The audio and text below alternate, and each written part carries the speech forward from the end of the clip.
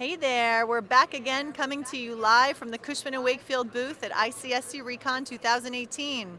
I'm Alana Leffler and lead our retail marketing for the Americas platform. Manager of cross-border retail based in Seoul, Korea. Hi. Oh, hi. How are you, Karis? I'm good.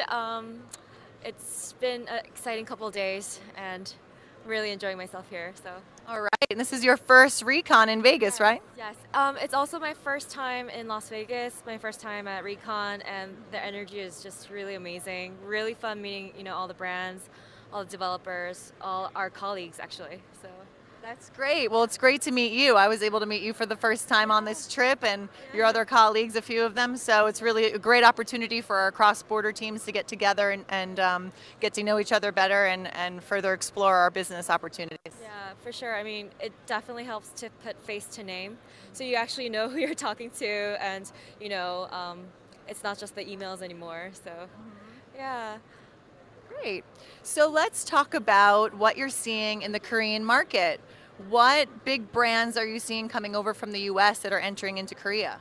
So it's the biggest brand, dare I say, of this year, Blue Bottle Coffee, finally entering the Korean market. Koreans love coffee and they love Blue Bottle. And we've actually signed an exclusive agency agreement with them, so we'll be helping with them on their expansion rollout in Korea. And personally, I love coffee as well, so very excited to represent them and work with them to pick the best locations and make something really cool. And we do have very cool locations because Blue Bottle, they don't want something very typical. They want something unique, something that has a story. So it's been really fun just figuring that out with them. That's Yeah, so as you may know, the Line Friends brand that opened in Times Square, they are also looking to expand, in other locations. So we're actually working with them. Exa- Sure. So they started out as like a messenger app, like Line Messenger app, but the characters, the emoticons in that app, super cute, like bunny, bear. So they turned that into like a character brand. So think of like Mickey Mouse, but they're line characters, and it's a retail store, and they license everything, everything from beer to cookies to makeup. They do a lot of collaboration with even K-pop idol groups, wow. so they make their own little like uh, stuffed animal based on the K-pop idol images and things like that. So they opened in Times Square. I mean, they're all over Korea. They just opened their Harajuku flagship in Tokyo, so we worked with our Cushman Japan office to make that happen. They also expanded in Taiwan, 2 stores in Taiwan as well. So they're really looking to expand globally. So in the U.S., I think the next couple locations will be out on the West Coast. So yeah, LA, maybe even Las Vegas. So we'll see. Well, Times Square certainly sounds like the perfect place for them to start. Yes, I mean the kind of marketing, the exposure that they have in Times Square has been phenomenal. It's the first time an Asian character brand has opened a flagship in New York. Oh, wow, that's tremendous. Congratulations. Thank you. Yeah, really excited. We have other brands like Gentle Monster, the sunglass brand, huge, one of the hottest brands to come out of Korea. Even LVMH invested in this company, and they are looking to expand not only in the US but also Europe. So I think they're set to open in London this year. Okay. Yeah. And the Battersea Power Station project that Cushman UK is doing, Yes. I think that might also be, yeah, we'll see. Well, that's great. Well, we've got our European team here that you can be discussing those opportunities with, so that's great. Yes, yeah, I mean, there's so many. Right now, I think retail needs a lot of fresh content, and a lot of these Korean brands provide that new fresh content that a lot of landlords are looking for. And it's really unique. I mean, the kind of concepts that Gentle Monster comes up with, the kind of characters and storylines that Line Friends comes up with, it's really refreshing to even see. So Yeah, and it's interesting to see that there's such a market here for it. There's an audience. We definitely have the right demographics. So yeah, and kind of the old hardware, kind of the old formats are not working, globally. So I think not just having this brand, but how to put it into kind of mixed use concept, and also providing something new, pretty often. And having that experience is also very important.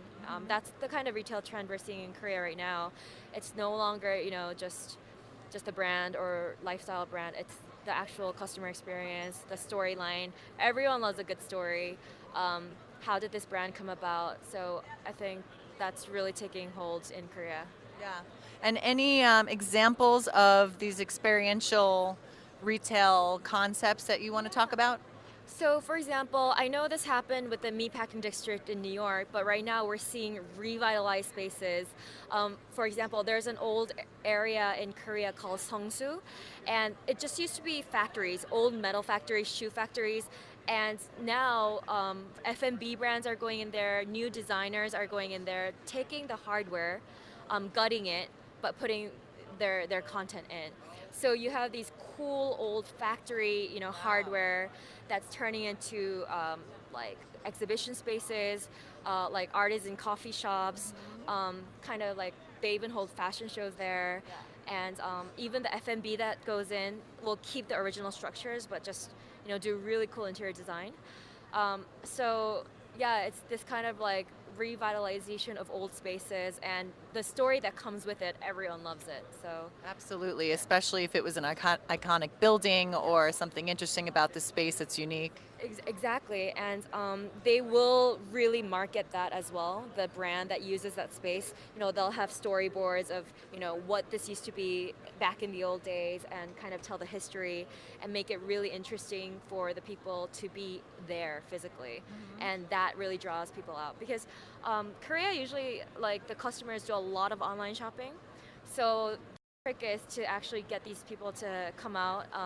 But Right. these unique spaces are providing that exact reason for people to come out. So they're giving it a draw. Yeah, yeah. And what about technology? How is that playing a part in all this? Oh my goodness. So VR is just really crazy in Korea right now.